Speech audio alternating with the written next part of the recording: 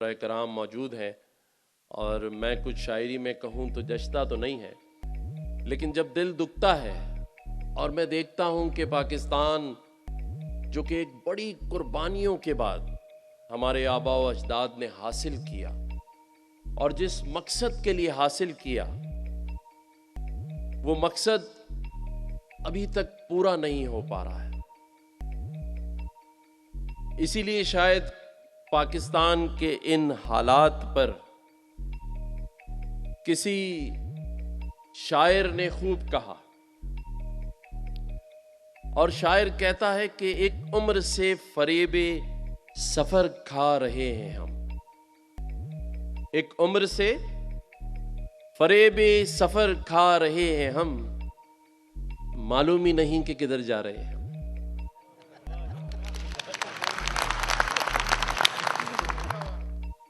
لیکن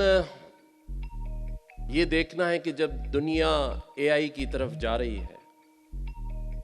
آج دنیا میں ترقی پذیر ممالک جو ہمارے سامنے ترقی کر گئے، تو پھر اب ہم نے بھی یہ احساس پیدا کرنا ہے اپنے اندر۔ یہ احساس جب تک پیدا نہیں ہوگا کہ ہمیں بھی اپنے اس وطن کو جہاں ہمارے آبا و اجداد کی قبریں ہیں، جہاں کی خوشبو آج آپ کسی بھی دوسرے ملک میں ہوں تو آپ کو وہاں جا کر بھی اپنی گلیاں، اپنے محلے اور اپنے بچپن کے دوست یاد آتے ہیں۔ اسی ملک کو پاکستان کہتے ہیں، اور اس پاکستان کو ہم نے جس طرح آج ہم اپنے ہی ہاتھوں سے، تکلیف یہ ہوتی ہے کہ اپنے ہی ہاتھوں سے، ہمیں دشمنوں کی ضرورت نہیں، ہم خود ہی کافی ہیں۔ اور میں دل سے یہ کہتا ہوں کہ میرے جو اوورسیز پاکستانی بھائی ہیں، میں یقین سے کہہ سکتا ہوں کہ جو تکلیف یہاں رہ کر ہم پاکستانیوں کو ہو رہی ہوتی ہے، اس سے کہیں زیادہ تکلیف جو پردیس میں بیٹھا ہے پاکستانی اس کو ہو رہی ہوتی ہے۔ درست یا غلط؟ کیونکہ آپ وہاں رہ کر جس تکلیف سے گزر رہے ہوتے ہیں، کیونکہ جب ہم کوئی اچھا کام کرتے ہیں تو اس کی سب سے زیادہ خوشی بھی آپ کو ہوتی ہے، کیونکہ وہاں آپ فخر سے اپنے پاکستانی ہونے کا اظہار کرتے ہیں۔ جیسے ہماری کرکٹ ٹیم جیت جائے تو آپ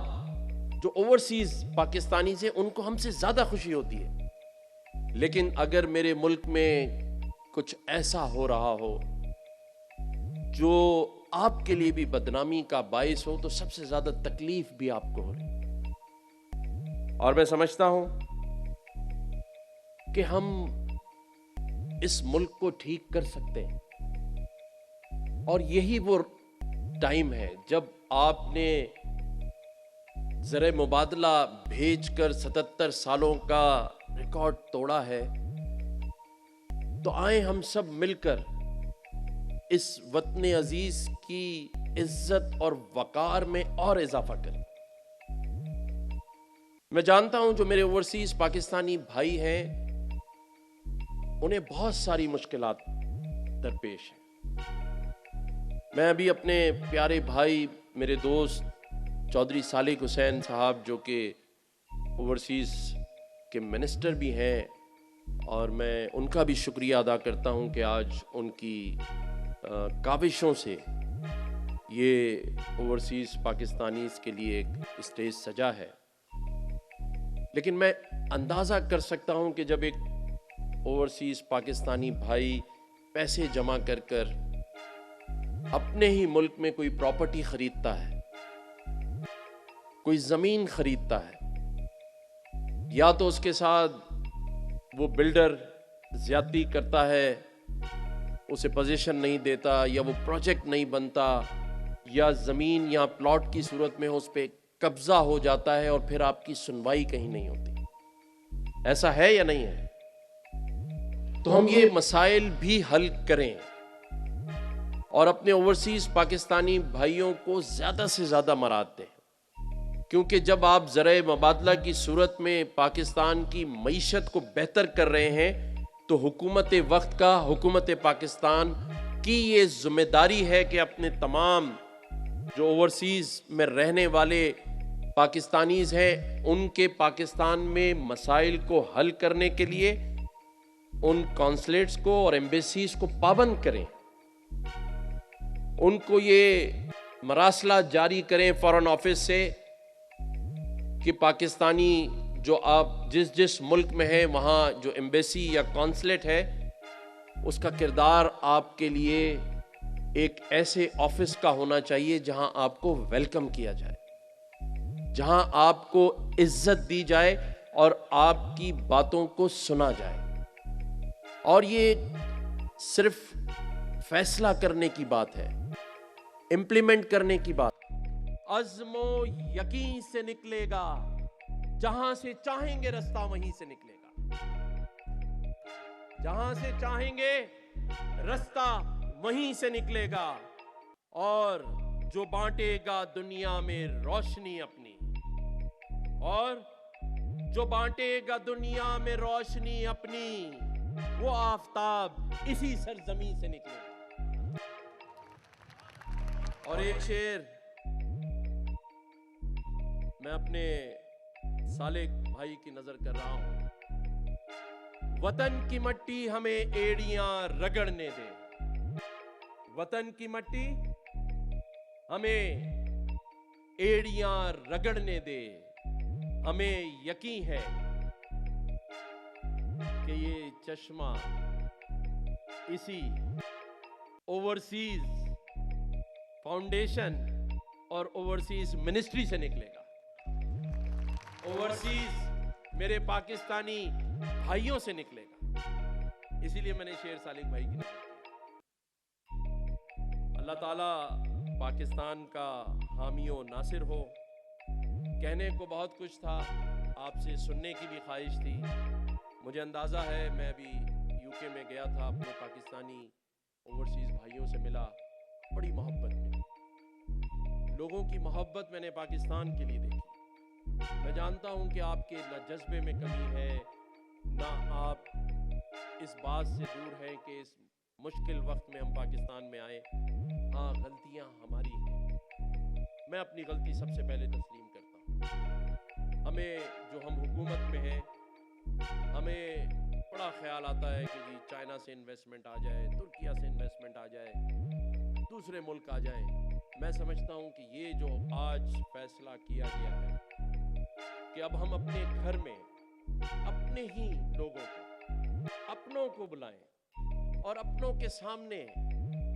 اپنے دل کی بات رکھیں اور اس بات کا عہد کروا لیں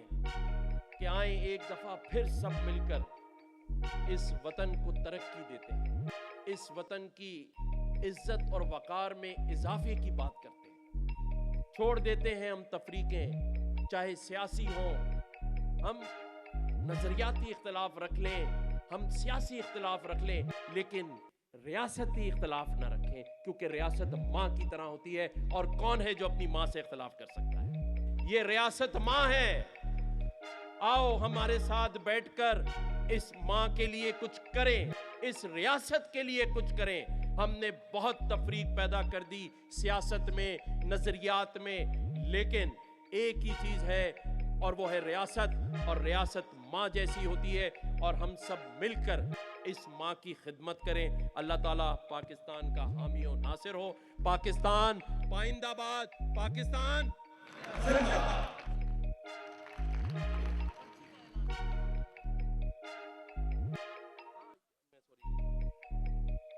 یہ ایک پرچی دی ہوئی تھی بلال صاحب کی طرف سے، تھا شاید یونیورسٹی کے 200 اسکالرشپ کا آپ اعلان کر رہے ہیں،